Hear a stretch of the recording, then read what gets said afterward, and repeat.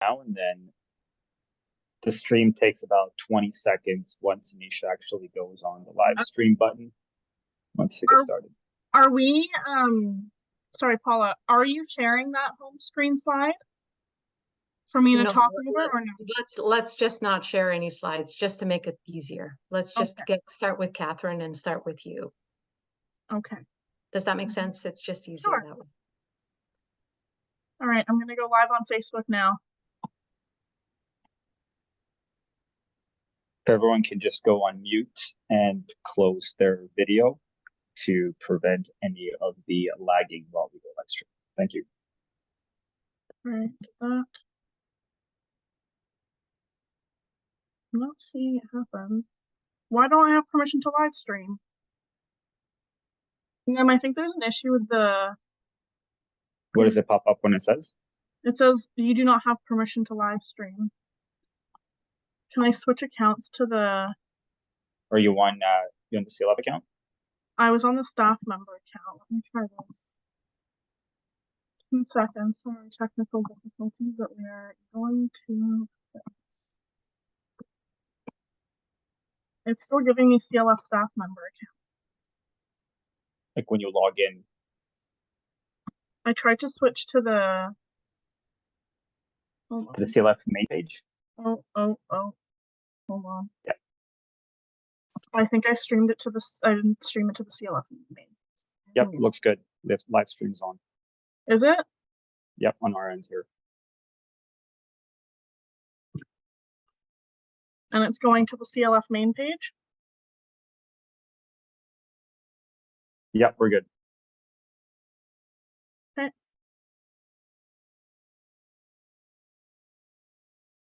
Do I have to press play or? No, you can just carry on. Okay. So hello everyone, thank you for joining us at the Canadian Liver Foundation and University Health Network Ajmera Transplant Centre for our patient education webinar series. My name is Anisha Beach and I will be the moderator and host for this webinar. I would like to start by acknowledging that the Canadian Liver Foundation's national office in Markham, Ontario is located on the traditional territories of the Anishinaabe, Haudenosaunee, Mississauga, and Mississaugas of the First Credit Nations. We acknowledge and extend our gratitude and respect to all First Nations, Inuit, and Métis people for their valuable contributions. Non-Indigenous people have an important role as we work towards reconciliation, and the more we take action and speak up about solidarity with Indigenous peoples, the more we can create lasting change for future generations. The Ajmera Transplant Centre and Centre for Living Organ Donation at UHN are located in Toronto, traditional territory of the Mississaugas of the Credit, Anishinaabe, Chippewa, Haudenosaunee, and Wendat peoples, and now home to many diverse First Nations, Inuit, and Métis people. Toronto is covered by Treaty 13, signed with Mississaugas of the Credit, and the Williams Treaties, signed with multiple Mississaugas and Chippewa bands. In this session, our speakers will be discussing nutrition, gut health, and liver health. We are joined today by our speakers, Dr. Katherine Schwenger from the University Health Network in Toronto, and our community advocate, Maria Moray. As for our agenda, we will have 2 speakers complete their talks prior to moving on to a question and answer portion. Please feel free to use the comment feed to ask your questions during the presentation, and note that questions will be answered following the speakers' presentations. This webinar will be available post-event on the Canadian Liver Foundation Resource Hub, the CLF YouTube channel, as well as the Centre for Living Organ Donation's Facebook page and YouTube channel in the coming days. For those of you who may not be familiar with the Canadian Liver Foundation, the CLF was established in 1969 and was the first organization in the world created to help people with liver disease. The CLF is committed to promoting liver health and improving prevention, diagnosis, and treatment of liver disease through our 4 core pillars: research, education, patient support, and advocacy. The Centre for Living Organ Donation was established by the Ajmera Transplant Centre in 2018. Its mission is to improve access to living liver and living kidney donation and transplantation. The Ajmera Transplant Centre is Canada's largest transplant centre, and the University Health Network's Toronto General Hospital is one of the most well-renowned hospitals in the world. At this time, I would like to welcome our first speaker, Dr. Katherine Schwenger. Dr. Schwenger is a scientific associate at Toronto General Hospital, and she has completed her dietetic training at the University of Guelph and Ph.D. at the University of Toronto. Dr. Schwenger's research focus is on nutrition and gastrointestinal disorders. She is conducting several studies on patients requiring nutrition support, people with non-alcoholic fatty liver disease, and patients with obesity undergoing bariatric surgery. Dr. Schwenger, over to you.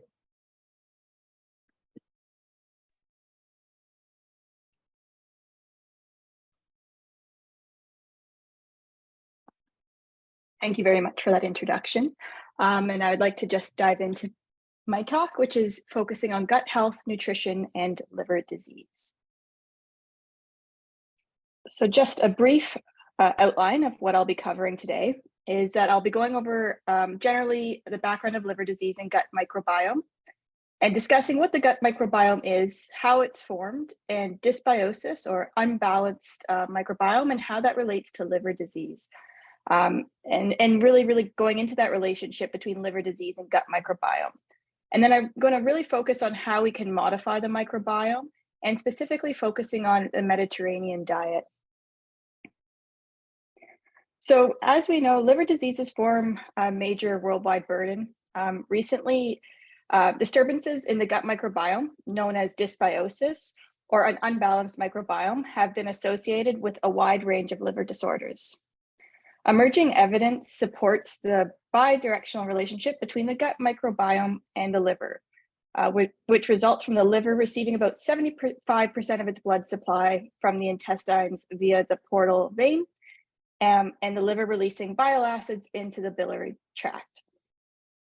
As a result, the intestinal microbiome may contribute to liver disease through several mechanisms that can be influenced by the gut microbiome composition, the microbiome metabolism of bile acids, and things such as diet, environmental factors, and genetics, with bacteria and bacteria products such as metabolites translocating or going through the intestinal wall and intestinal barrier into the portal system, which then can get to the liver. So what is the microbiome? So living inside every person, there are trillions of microorganisms. The human gut microbiome is incredibly complex, and it comprises of 500 to 1,000 species and several million genes. The gut microbiome affects human health, sustenance, and well-being. The gut microbiome uses foods that we consume and can release harmful or beneficial metabolites and can regulate our immune system. So what are metabolites? Metabolites are intermediate or end products of metabolism, and the human microbiome modulate metabolites. So some examples of this, which we'll talk a little bit later about, are short chain fatty acids such as butyrate, acetate, and propionate. So the gastrointestinal tract is home to trillions of microorganisms, including bacteria, fungi, yeasts, parasites, and viruses. All of these maintain a commensal, symbiotic, and sometimes pathogenic relationship with humans. These communities of microorganisms outnumber the cells in the body 10 to 1 and can weigh up to 2 kilograms, so there's a lot of them. In general, they are recognized to perform a number of functions in human health, such as aid in intestinal motility, interact with the immune system, participate in digestion and nutrient production, and can play a role in metabolism and homeostasis. You can see that there here are listed the gut microbiome that are the most abundant, including firmicutes, actinobacteria, proteinobacteria, and bacteroidetes.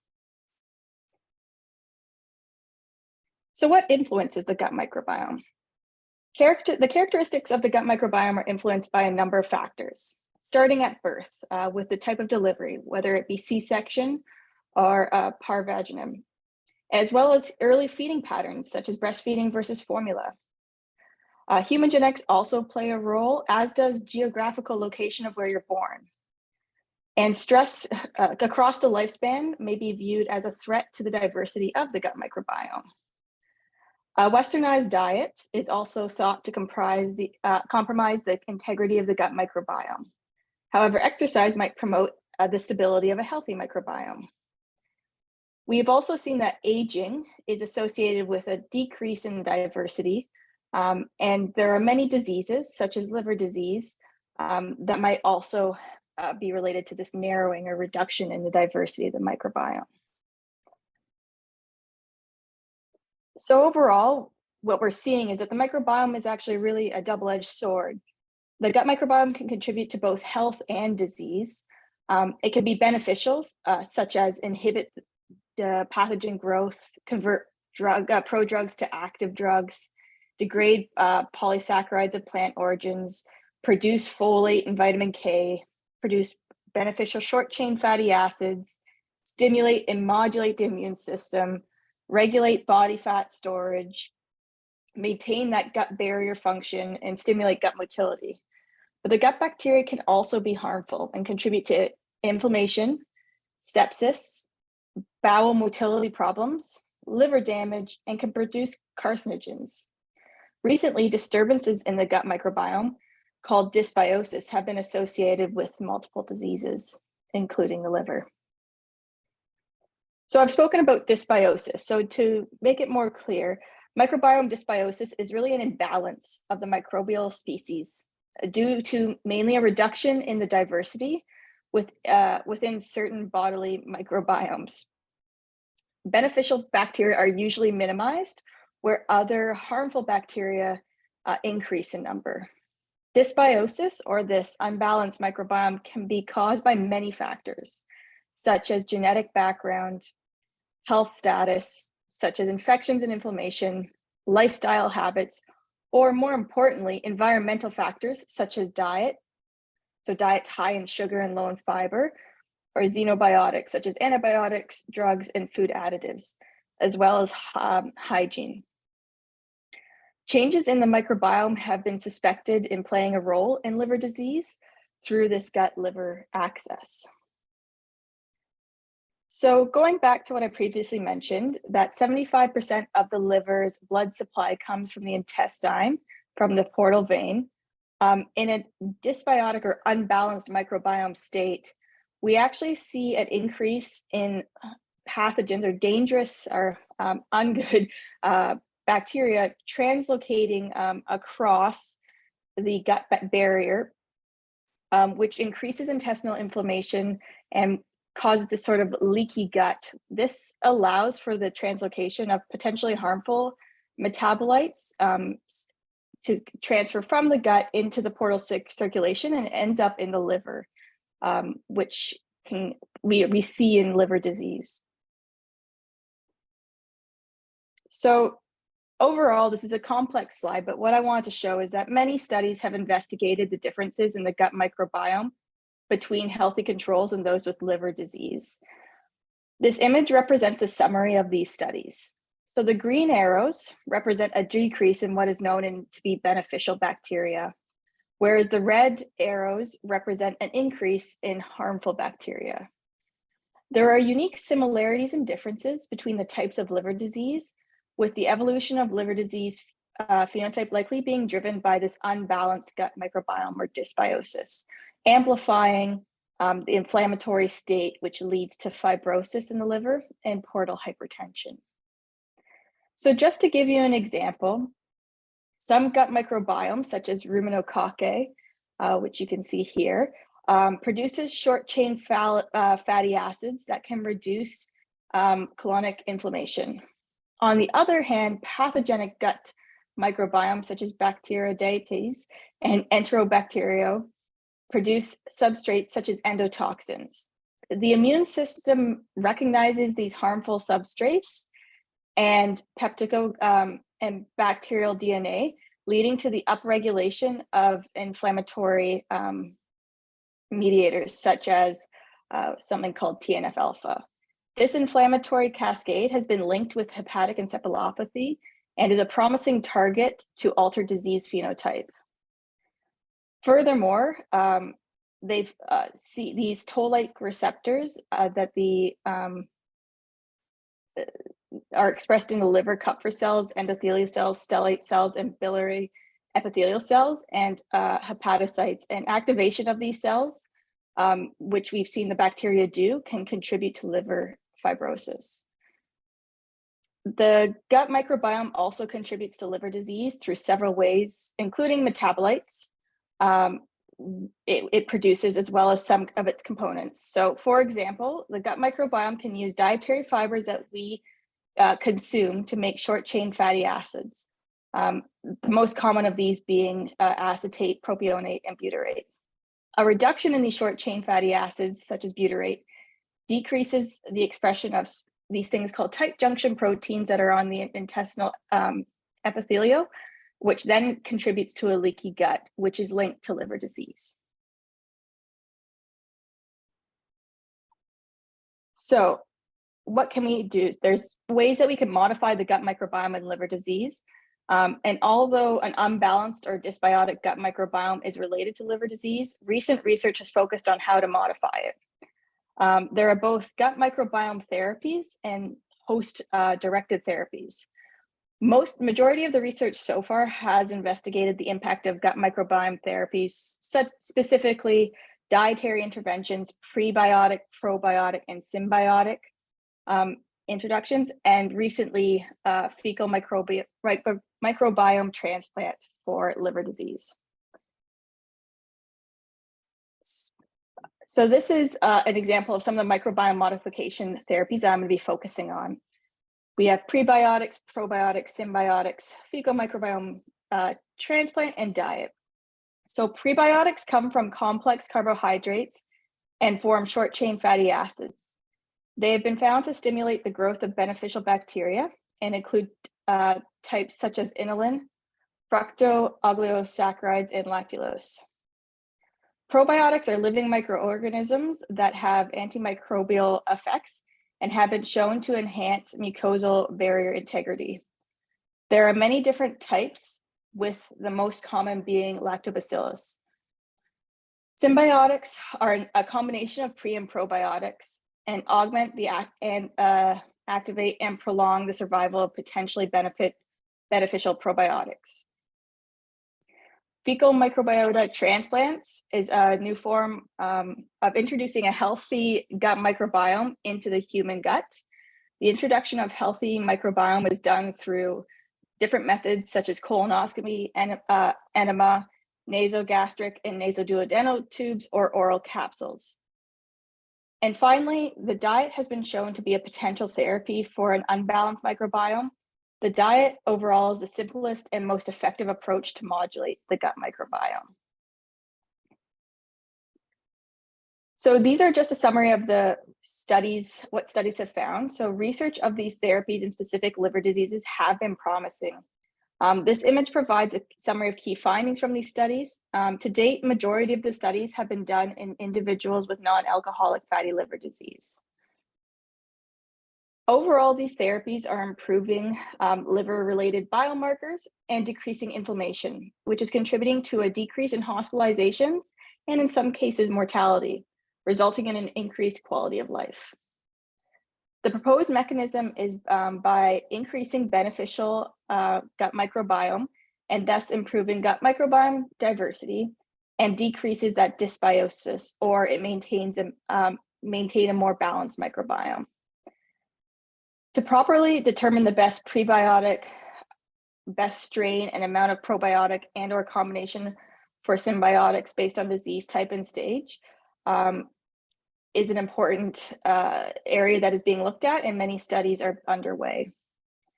Furthermore, studies are underway to better understand fecal microbial transplants and what method of delivery is best and how often the healthy microbiome needs to be introduced, and if it is a sustainable technique to improve one's microbiome. However, currently one of the best ways to continuously improve your microbiome is through the diet. So as I said, one of the simplest and most effective approaches to modulate the gut microbiome is through the diet. However, the changes of the diet can be seen almost immediately within one day. However, the effects wane within 2 days after withdrawal from the diet. And there is an increasing body of evidence that agrees that the dietary intake influences hepatocellular carcinoma outcomes. So as I said, increasing evidence shows that the gut microbiome composition contributes significantly to the progression of liver fibrosis from chronic inflammation. We know that the underlying mechanisms involve the translocation of microbiome components and metabolites into the liver due to this impaired or leaky gut. More specifically, the gut microbiome components and metabolites, such as endotoxins, as well as other unknown microbial metabolites and toxins, lead to the development of hepatocellular carcinoma. The role of diet-induced changes in gut microbiome composition in liver disease is largely underestimated. For instance, in hepatocellular carcinoma, we see that red meat is positively associated with hepatocellular carcinoma risk, whereas white meat, fruits and vegetables, tea and fiber are inversely related. What's interesting is the Mediterranean diet, though understudied in this population, has been shown to impact the gut microbiome, improve endotoxemia, and liver inflammation. So overall, the Mediterranean diet can both directly and indirectly through the gut microbiome improve liver disease. The Mediterranean diet, which is rich in plant-based foods, mono and polyunsaturated fatty acids, fiber and phytochemical and vitamin intake, and decreased processed foods, saturated fatty acids, calorie and amino acid intake. This has been shown to directly improve liver disease by increasing immune function and insulin sensitivity, and decreasing oxidative stress, inflammation, and improving comorbidities such as metabolic syndrome, cardiovascular disease, and type 2 diabetes. The Mediterranean diet has also been shown to improve the microbiome. As you can see, it has been shown to improve diversity through increased beneficial microbacteria, which results in this decreased dysbiosis. When we compare the microbiome shifts the Mediterranean diet induces with the microbiome disturbances seen in those with liver disease, we can see that the Mediterranean diet in itself improves a lot of the harmful bacteria seen in those with liver disease. For example, the Mediterranean diet increases beneficial bacteria called fecal bacterium and ruminococcus, which have been found to be decreased in those with PBC, PBS, and NAFLD. We also see that the Mediterranean diet decreases harmful bacteria such as E. coli and Veillonella, which are increased in those with PBC, PSC, NAFLD, cirrhosis, and hepatocellular carcinoma. It is important to note that in the area of microbiome research, there are some discrepancies. For example, the Mediterranean diet increases Osculospira, which is also known to be beneficial for health, which is also seen to be increased in those with hepatocellular carcinoma. However, this is likely due to an increase in specific species associated with this genre. The positive changes in the microbiome also results in positive changes in metabolites. Specifically, the Mediterranean diet increases butyrate, which has been seen to be decreased in those with NAFLD, hepatocellular carcinoma, and PSC. And butyrate improves that gut barrier and decreases the translocation of bacteria into the portal vein. These positive impacts of the microbiome and their metabolites further contribute to improved inflammation and oxidative stress. Overall, the Mediterranean diet, both on its own and through positive changes in the microbiome, contribute to improved health. So let's go into what the Mediterranean diet is overall. So overall, research has found, regardless of your liver or health status, the Mediterranean diet provides sustained beneficial changes to the microbiome. The diet is great for individuals with liver disease, their families, and living liver donors, and to be honest, anybody. The Mediterranean diet is characterized by high intake of olive oil, which is rich in polyphenols that act as antioxidants, vegetables, fruits, and nuts, legumes, whole grains, fish, and seafood, as well as low intakes of red meat and processed food. It's also characterized by a reduction in reduced sugars and refined carbohydrates. The Mediterranean diet also incorporates the Mediterranean lifestyle, which includes daily physical activity, the use of local and seasonal products, and overall, the goal is to minimize fast foods. So in this pyramid, you can see at the bottom is what we want to do every day. And as you get to the top, you're going from every day to daily to weekly. Now, and some examples of serving sizes. So for fruits and vegetables, it's about 1 serving size would be 2 cups of raw leafy salad greens, or 1 cup of cut up vegetables. An example of 1 serving of fruit would be 1 medium fruit, or 1 cup of cut fruit. Examples of 1 serving of grain would be 1 slice of bread or 1 small tortilla. An example of a dairy serving would be 1 cup of milk or yogurt. And examples of protein would be protein equivalents would be 1/4 cup cooked beans, peas, or lentils, or 1 egg or 2 egg whites. An example of 1 serving of fats would be about 1 tablespoon.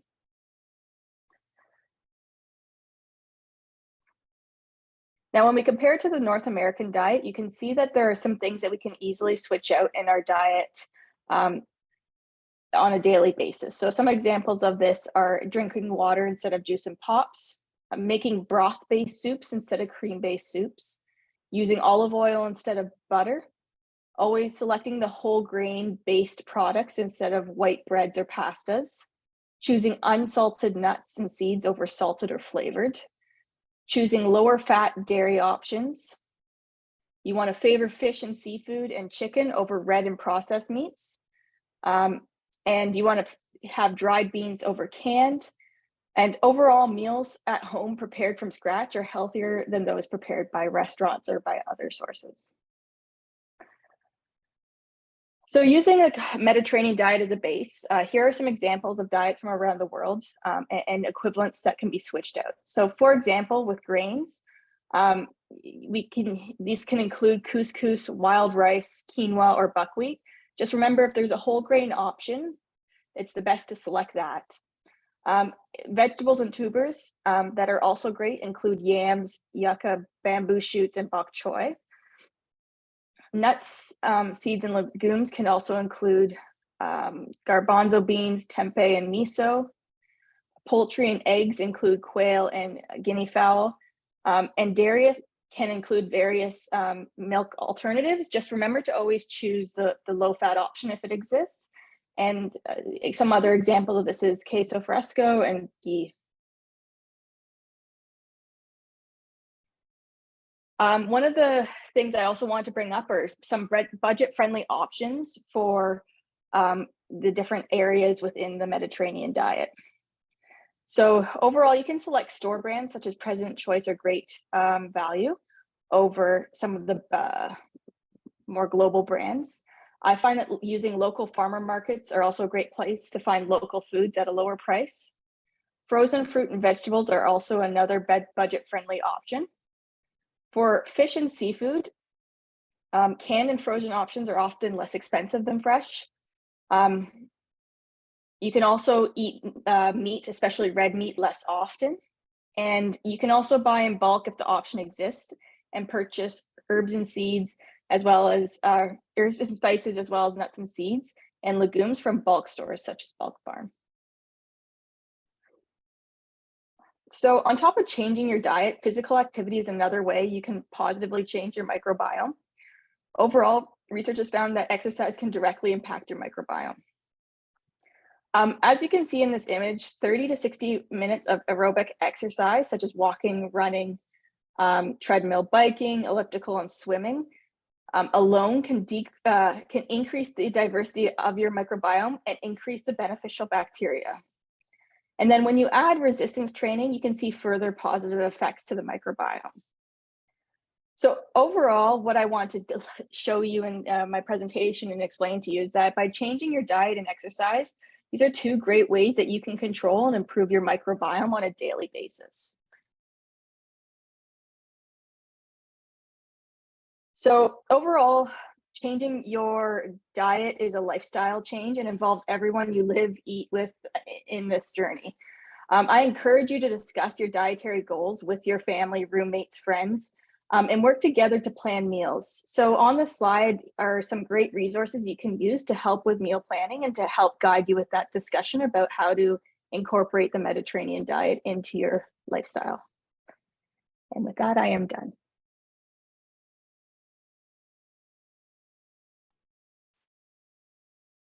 Thank you so much for that talk, Katherine. That was fantastic. I would like to now welcome Maria to share her story. Thank you very much. Good evening, everyone, and thank you to the Canadian Liver Foundation and the UHN Centre for Living Organ Donation Program for inviting me to talk tonight about the patient perspective in gut health, nutrition, and liver disease. Some really excellent information that was just shared by Dr. Schwenger. And tonight, I'll be sharing my own personal journey with rare autoimmune liver disease called primary biliary cholangitis. Katherine did refer to that in some of her slides. It's also referred to as PBC. I'll share my experience from diagnosis to treatment that included needing a liver transplant. So on the left side there, you'll see myself with my my donor who donated 60% of her liver to me 2 years ago, and I'm so thankful and grateful. I'll also talk about my lessons learned and some tips for coping with liver disease. All that I'm sharing tonight is from my own unique lived experience, and I wanted to put in a disclaimer that most people living with PBC don't experience the same level of symptoms or even need a transplant or trajectory that I did. We're all unique. However, the commonality of liver disease can be similar, and attention to gut health and nutrition remain a key factor in managing any liver disease. So I'm on this slide. Firstly, I wanted to talk to you about PBC and so that you have some context. So in the middle of this slide, you'll see a timeline. So I was diagnosed with PBC in around 2018, 2019. And it does take a little bit of time. And that was after my liver enzymes were not returning to normal, after I had gallbladder surgery, removing some stones. That was in 2017.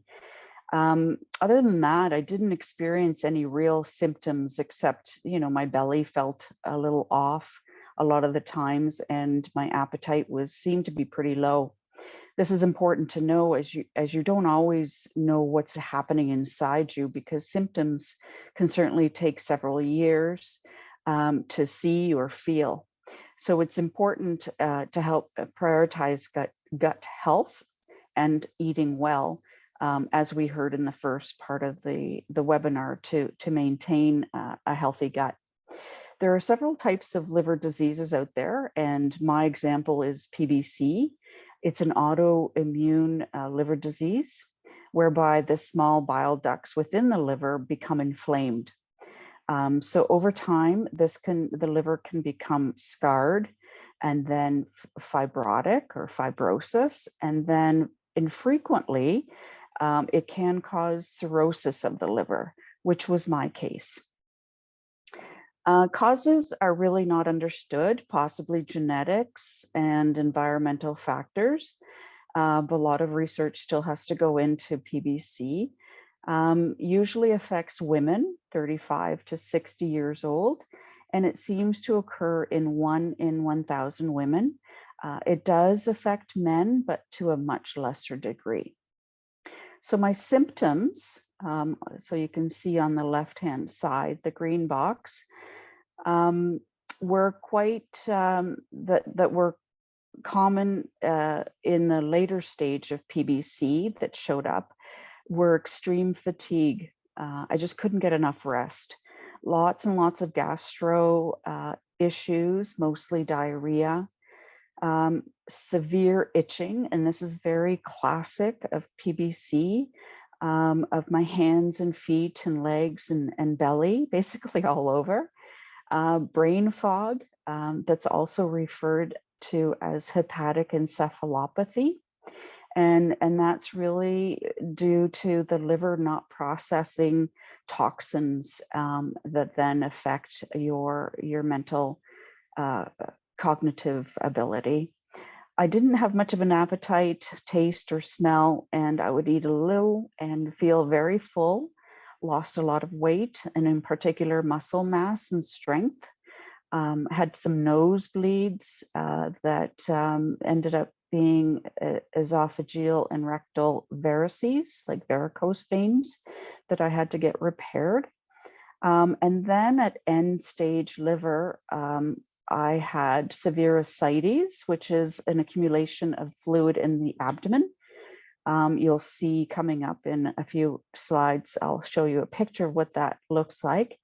And it can happen for various reasons. And certainly in this case, it was because my liver at that point was not functioning properly. In 2020 and 2021, so in the height of COVID, it was actually my worst time with the disease. And as you remember, patient-doctor visits were very limited. So here I sat at home doing virtual sessions and, you know, trying to deal with the disease. However, I can say that I had excellent care in terms of being physicians being available to me throughout the progression of my disease. And I continued to advocate for myself.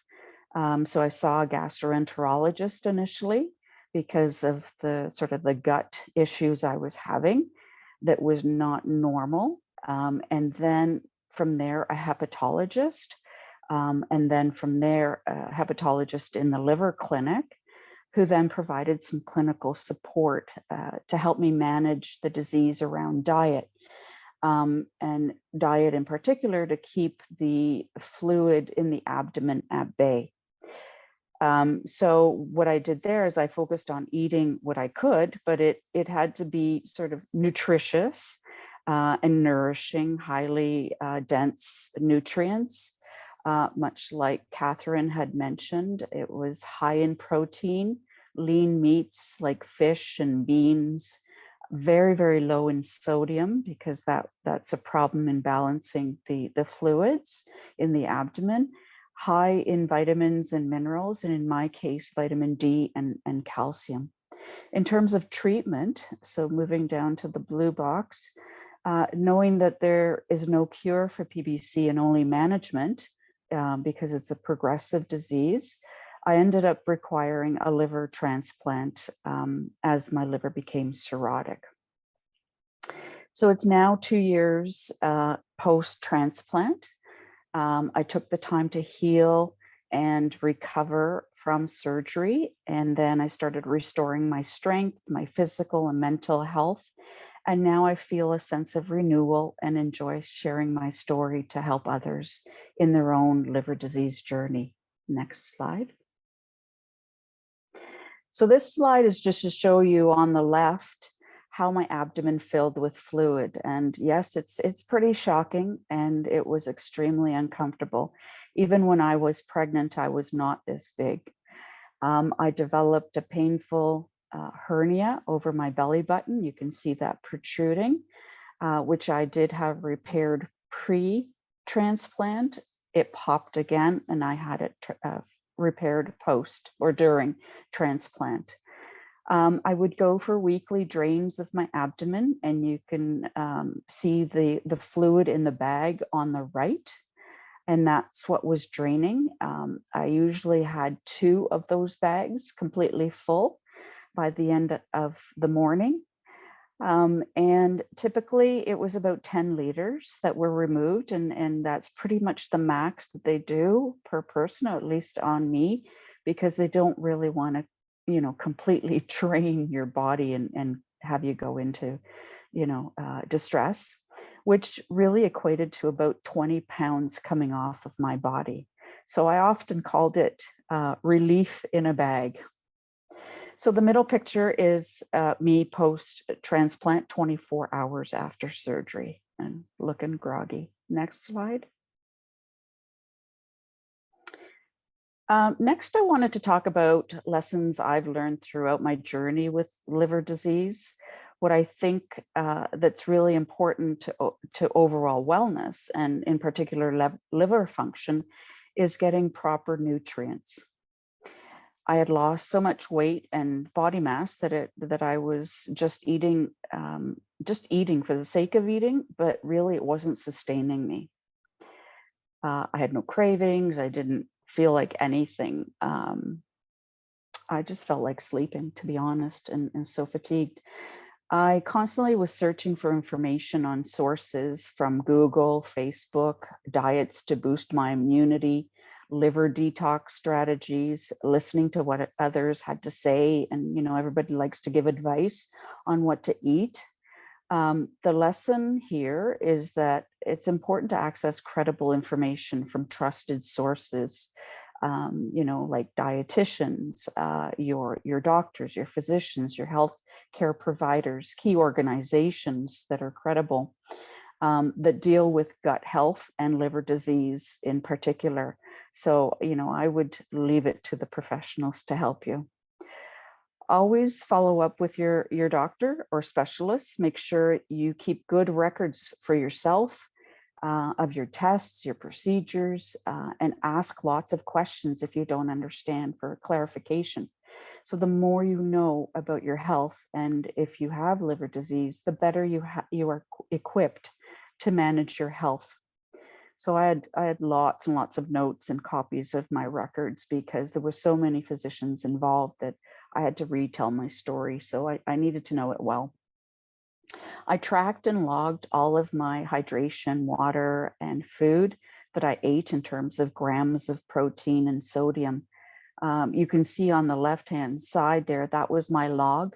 It did get wet over time. And it was helpful when I visited the hepatologist. Actually, this was a requirement that I had to do for 3 months as we were trying to manage my ascites at the liver clinic. And, you know, wouldn't you know it, I snuck in a lobster roll, and it stood out in terms of the number of sodium, of salt. And that was the one thing that I craved during lobster season, and she caught it. I didn't feel motivated to be physically active at all. And I know Katherine talked about the importance of activity. And for me, you know, my belly was very heavy and full of fluid, and I was fatigued. But, you know, having said that, I would certainly recommend that it's an important and highly important to keep everything moving and circulating. Next slide. So this is an example and sample of the kinds of foods I eat now. So my appetite has returned, not what it used to be, but I do try and fill my plate with vegetables and fruit, more vegetables than fruit, personally, and lean proteins. You can see some tuna, there's salmon in in one of those. Yep, in sort of towards the middle. Chicken, eggs, scrambled eggs there. I try to make meals that are simple, easy to assemble, and I can layer my plate with color and variety rather than I was making a lot of stews and mixing a lot of foods. But eating this way where it's almost like a little buffet with some crunch and color on my plate is more appealing to me now. Next slide. Oh, and I did want to say that, you know, eating well, you know, recognizing that food in and of itself these days is quite expensive. We all know that prices of things have gone up, and the affordability and accessibility, but that there's always options to go to, you know, and Katherine talked about farmers markets and other opportunities for accessing a high quality, nutritious foods. So to close off my section today, tonight. I'd like to go over a few tips to cope with liver disease based on my own experience. You'll see here on the right is myself on the left, and then to my right is Laura Lee, who's my donor. And that was a picture we had taken at my our 1 year celebration with Lola, who is my liver. So in terms of coping, monitor your gut wellness. So how are you feeling? How are your stools? Do you have cramps? Is there something different? Eating a well-balanced, nutritious, dense, with vitamins and minerals. Think about all the different colors that you can include in your food. It's much more appealing these days to me. And make sure that you see your doctor regularly. And most importantly, share any new symptoms that you might have. The credible, reliable information for your health is critical. There's so much information out there on food, on gut wellness, on what to do, on cleanses, a lot of fads, but encouraging you to really stick to what is credible, and usually through health professionals that you'd want to access that information. Speak to others, link to resources and support groups. So since the transplant for me, I have really reached out to different resources and support from a number of programs, and has made me much more aware of my disease, what I can do, and preventing any further illness, and just keeping myself as healthy as possible. I'm not 100%, but I like to say that I'm a new 100%. And most importantly, overall, taking care of our mental health and well-being, because there is, I feel, a very true connection between mind and body, and gut health and clarity and mind. So mental health is important. So with that, I'd like to thank you for this opportunity, and we'll pass it back to, I think, Anisha.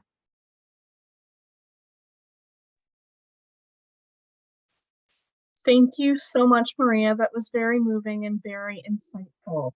I would like to welcome both of our speakers now to turn on their cameras, and we will proceed to the question and answer portion of the evening.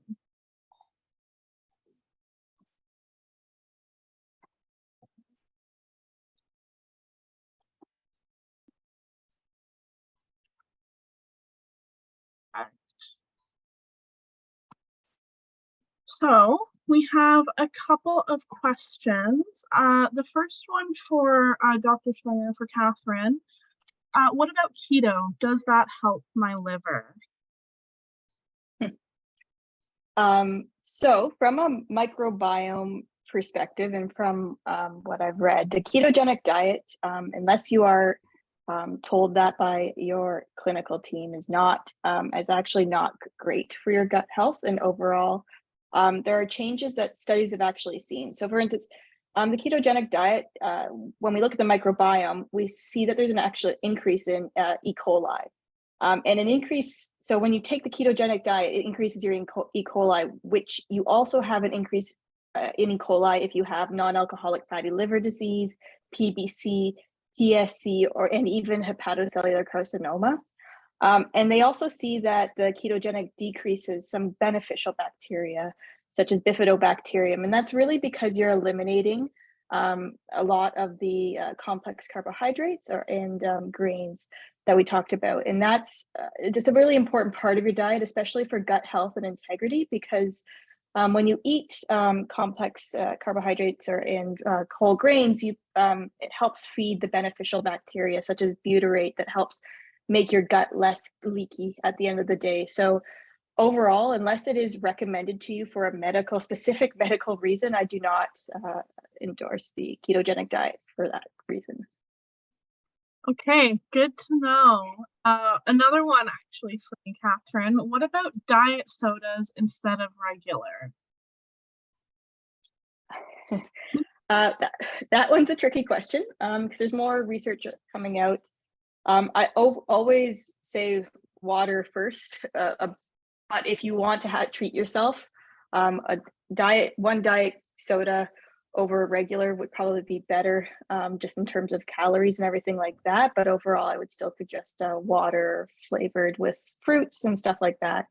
But yes, for that treat, the diet over non. Okay, thank you.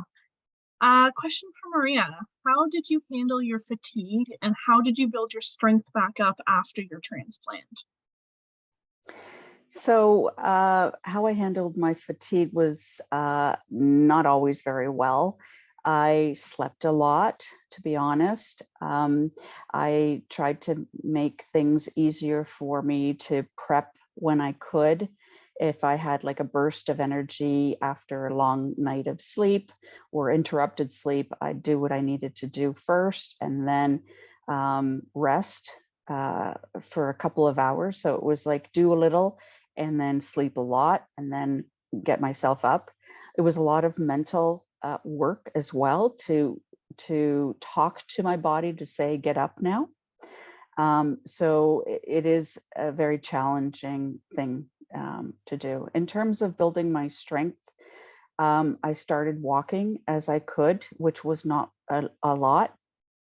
I started sitting and doing a little bit of stretches and yoga moves in a sitting position and watching some videos to help me with that. Fantastic. It sounds like there were lots of different strategies that you used to kind of help manage some of those symptoms. Another question for Katherine. How do probiotics and prebiotics work and how do I know if I need them?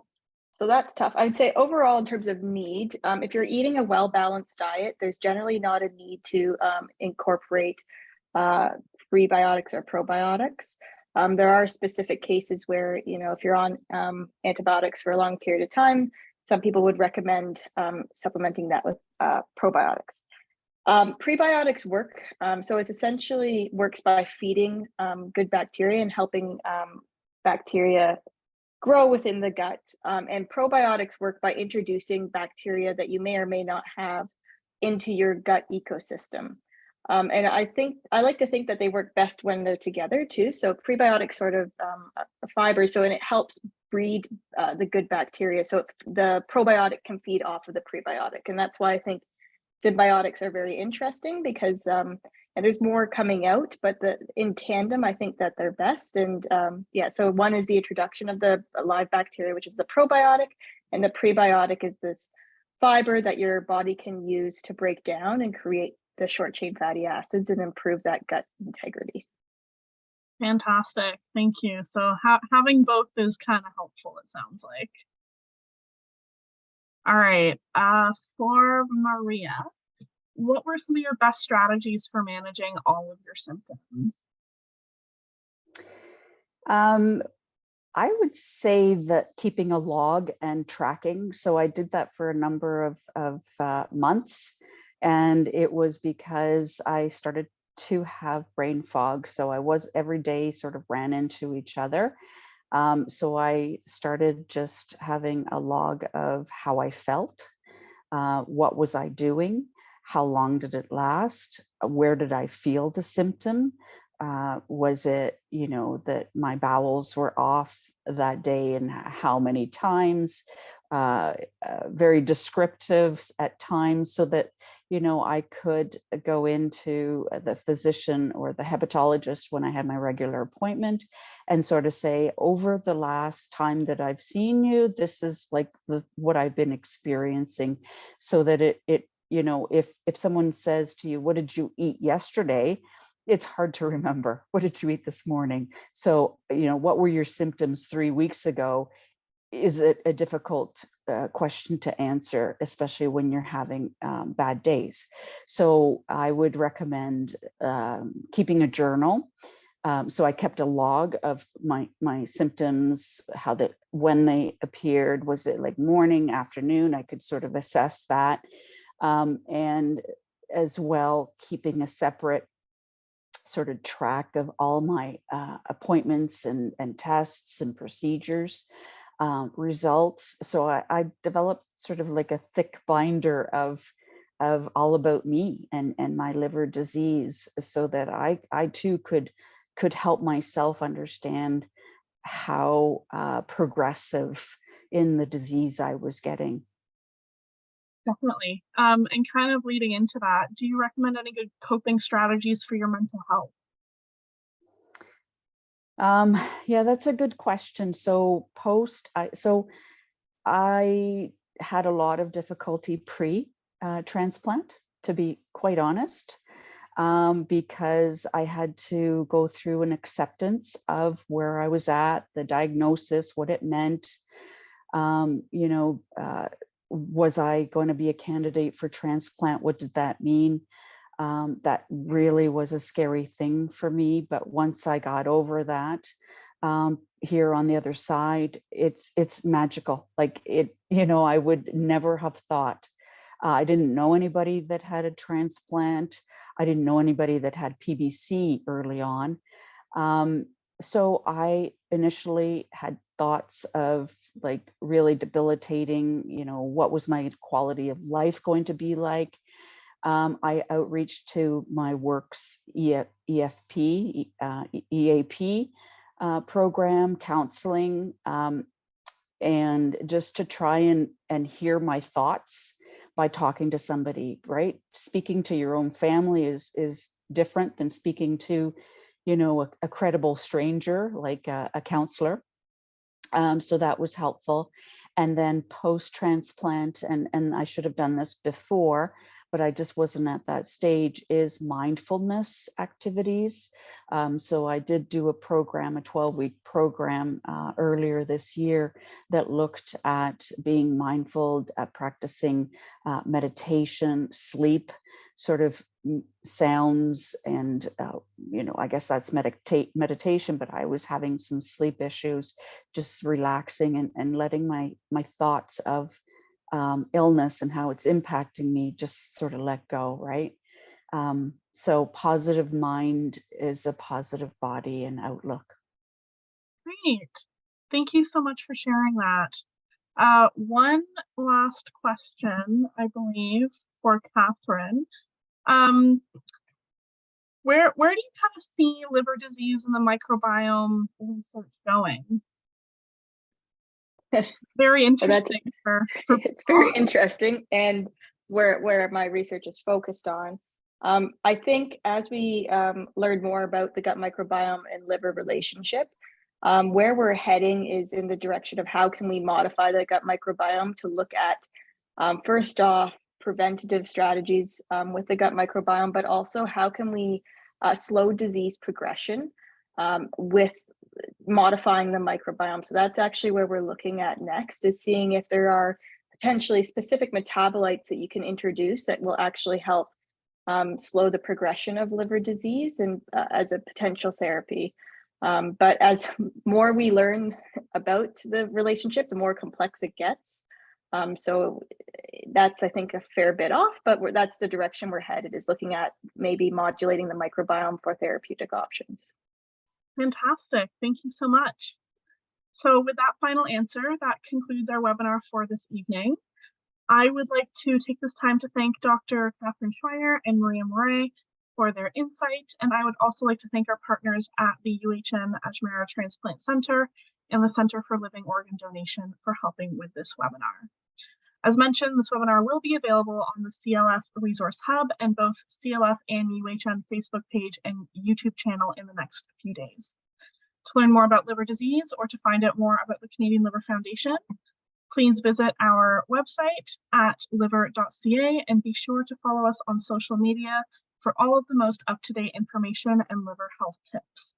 For information on transplant and living organ donation, please visit uhnTransplant.ca.